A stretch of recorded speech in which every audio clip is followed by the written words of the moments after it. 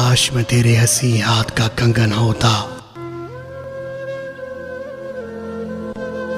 तू बड़े प्यार से, चाव से, बड़े मान के साथ अपनी नाजुक सी कलाई में चढ़ाती मुझको।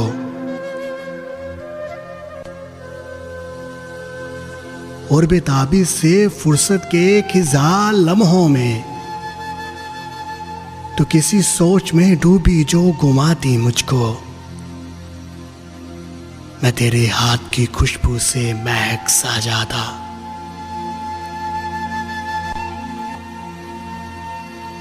जब कभी मूड में आकर मुझे चूमा करती,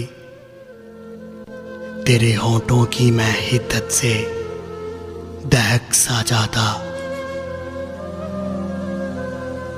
रात को जब भी नींदों के सफर पर जाती, मरमरी हाथ का एक तकिया बनाया करती। मैं तेरे कान से लगकर कई बातें करता, तेरी जुल्फों को, तेरे गाल को चूमा करता।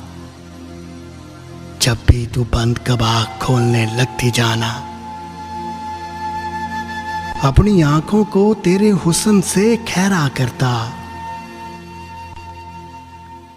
मुझको बेताब सा रखता तेरी चाहत का नशा। मैं तेरी रूह के गुलशन में महकता रहता। मैं तेरे जिस्म के आंगन में खनकता रहता।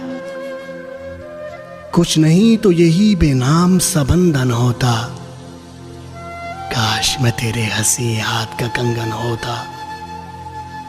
काश मैं तेरे हंसी हाथ का कंगन होता।